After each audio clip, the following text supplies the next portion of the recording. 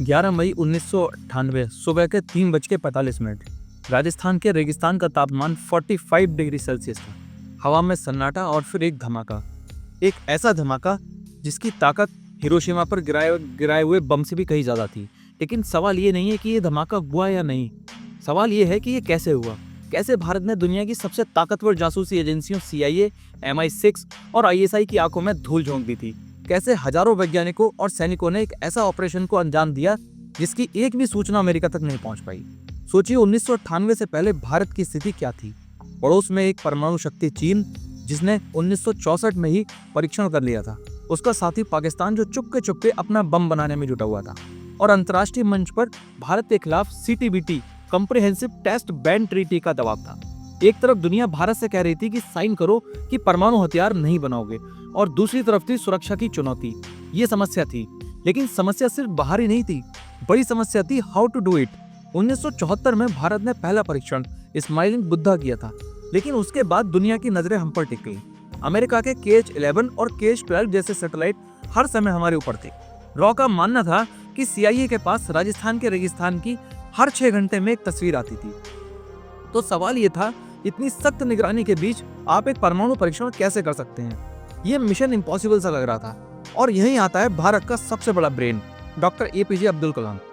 अब्दुल कलाम साहब ने नासा में जाकर देखा कि अमेरिकी सैटेलाइट 12 घंटे तक लगातार हमारे ऊपर नजर रखती हैं। उन्होंने एक प्लान बनाया, एक ऐसा प्लान जिसमें नाइट विजन गॉगल्स, ऊंट और मिट्टी के बर्तन शामिल थे। पर सबसे बड़ा सवाल यह है, क्या ये प्लान CIA को धोखा दे पाता? ये कोई रैश डिसीजन नहीं था, ये एक logical step by step plan था। पहला स्टेप था पॉलिटिकल विल। अटल बिहारी वाजपेयी जी प्रधानमंत्री बने, उन्होंने इस मिशन को ग्रीन सिग्नल दिया, लेकिन शर्त थी एकदम सीक्रेट, इतना सीक्रेट कि कैबिनेट में भी सिर्फ चुनिंदा लोगों को इस प्लान के बारे में पता था। दूसरा स्टेप था टीम का चुनाव। बहुत ही कम लोग DRDO के डॉक्टर कलाम, परमाणु ऊर्जा आयोग के डॉक्टर R चिदम्बरम और सेना के तत्कालीन प्रमुख जनरल VP मलिक, इन लोगों को कोड नेम दिए गए प्रिंसिपल, साइंटिस्ट और चीफ। तीसरा और सबसे जरूरी स्टेप, डिसेप्शन, छल। दोस्तों, यहाँ साइंस से ज्यादा साइकोलॉजी काम आई। अमेरिकी सैटेलाइट हर शाम 5 बजे से सुबह 5 बजे तक राजस्थान के ऊपर से गुजरते थे, तो हमारा सारा काम रात में होना था। लेकिन रात में भी इंफ्रारेड कैमरों से हीट सिग्नेचर दिखता था। तो क्या किया? Visual deception. वैज्ञानिक और जवान सिर्फ रात में काम करते थे। दिन में वे सभी उपकरण, केवल ऊंटों से खींची गई गाड़ियां, सब कुछ मिट्टी से ढक दिया जाता था। उस पर झाड़ियां लगा दी जाती थी। ऊपर से देखो तो लगता था जैसे रेगिस्तान का एक टीला है। Heat deception. रात में जब काम चलता था तो जगह जगह कोयले के अलाव जलाई जाती थी। इससे इंफ्रारेड इमेज में सब कुछ धुंधला दिखता था। एक हीट सिग्नेचर को छुपाने के लिए 10 दूसरे हीट सिग्नेचर बनाए गए।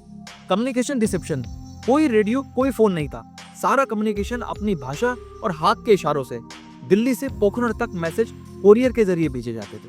लेकिन यहाँ एक बड़ी गड़बड़ हो गई थी।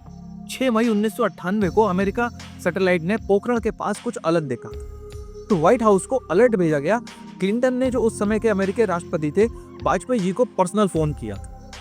सबको लगा कि मिशन कैंसिल करना पड़ेगा। 10 मई 1998 मौसम विभाग ने चेतावनी दी कि तूफान आ सकता है, यानी रेत उड़ेगी, जो सैटेलाइट की निगाह में रुकावट बनेगी। यही सही मौका था। फाइनल डिसीजन लिया गया। 11 मई सुबह 3:45।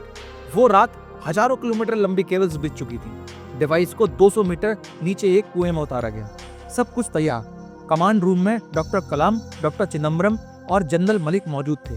बाहर का तापमान 45 डिग्री सेल्सियस था। अंदर AC चल रहा था, लेकिन हर किसी का पसीना निकल रहा था। नर्वसनेस नहीं, एक जिम्मेदारी का एहसास।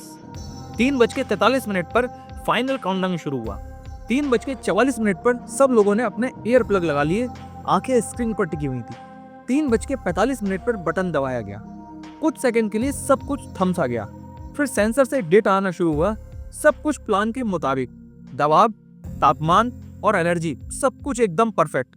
डॉक्टर चिदम्बरम ने अपने नोटबुक पर लिखा कि भगवान ने हमारी सुन ली। उसी दिन शाम 3:45 पर दूसरा परीक्षण हुआ और दोनों के दोनों सफल हुए। Mission complete. परीक्षण हो गया, लेकिन असली चुनौती अब शुरू होने वाली थी। दुनिया की प्रतिक्रिया। अमेरिका गुस्से में आग बबूला था। उसने भारत पर भारी प्रतिबंध लगा दिए। एक तरफ देश में जश्न और दूसरी तरफ अंतर्राष्ट्रीय दबाव। सवाल यह है, क्या ये परीक्षण गलत था? क्या इसने भारत को फायदा पहुंचाया या नुकसान? इसका जवाब आपको हैरान कर देगा। प्रतिबंध लगे, अमेरिका, जापान, जर्मनी ने आर्थिक मदद रोक दी। संयुक्त राष्ट्र में भारत की निंदा हुई, मीडिया में वाजपेयी जी को इररिस्पॉन्सिबल तक कहा गया। ऐसा लग रहा था जैसे भारत अंतर्राष्ट्रीय समुदाय में एक अलग थलग पड़ा हुआ। लेकिन यहाँ लॉजिक समझिए, भारत का स्टैंड बिल्कुल क्लियर था। वाजपेयी जी ने कहा, हमने ये परीक्षण अपनी सुरक्षा के लिए किया है, किसी को धमकाने के लिए नहीं किया है। हम नो फर्स्ट यूज की पॉलिसी के पक्ष में हैं। ये स्टेटमेंट दुनिया को एक मैसेज था, हम आक्रामक नहीं, लेकिन हम कमजोर भी नहीं हैं। और फिर धीरे धीरे रियलिटी ने दुनिया को समझाया कि भारत एक बड़ी मार्केट था, अमेरिकी कंपनियां प्रतिबंधों के खिलाफ थीं। दूसरा, चीन का बढ़ता प्रभाव अमेरिका को चिंतित कर रहा था। उसे एशिया में एक बैलेंस ऑफ पावर चाहिए था और भारत उस बैलेंस के लिए बिल्कुल परफेक्ट कैंडिडेट था। नतीजा, 2000 के दशक आते आते प्रतिबंध ढीले पड़ने लगे। 2008 में Bharat America civil nuclear deal हुई। दुनिया ने माना कि भारत एक रिस्पॉन्सिबल न्यूक्लियर पावर है। ये पोखरण की सबसे बड़ी जीत थी। तो दोस्तों, पोखरण सिर्फ एक परीक्षण नहीं था, ये 3 चीजों का सिंबल था। Number 1, technology sovereignty. हमारे वैज्ञानिकों ने साबित कर दिया कि हम दुनिया के बेस्ट से बेस्ट कर सकते हैं। Number 2, political will. एक सरकार ने देश की सुरक्षा को अपनी सबसे बड़ी प्राथमिकता बनाया, चाहे उसे अंतर्राष्ट्रीय दबाव भी क्यों न झेलना पड़े। Number 3, strategic autonomy. इस परीक्षण के बाद कोई भी देश भारत को धमकी देने से पहले 10 बार सोचेगा। ये डिटरेंस का सिद्धांत है, शांति की गारंटी है। ये कहानी एक वैज्ञानिक की, एक सैनिक की, एक राजनीतिक की नहीं। ये कहानी है हर उस भारतीय की जिसने इस देश को एक सुरक्षित और गर्व करने लायक जगह बनाने के लिए काम किया। तो दोस्तों, सिर्फ मेरी राय नहीं, मैं आपकी राय भी जानना चाहता हूँ। कमेंट में बताइए कि आपको लगता है कि 1998 में परमाणु परीक्षण करने का फैसला सही था? अगर हाँ, तो क्यों? अगर नहीं, तो क्या विकल्प था? क्या आज के दौर में भारत को अपनी न्यूक्लियर पॉलिसी में बदलाव लाने चाहिए?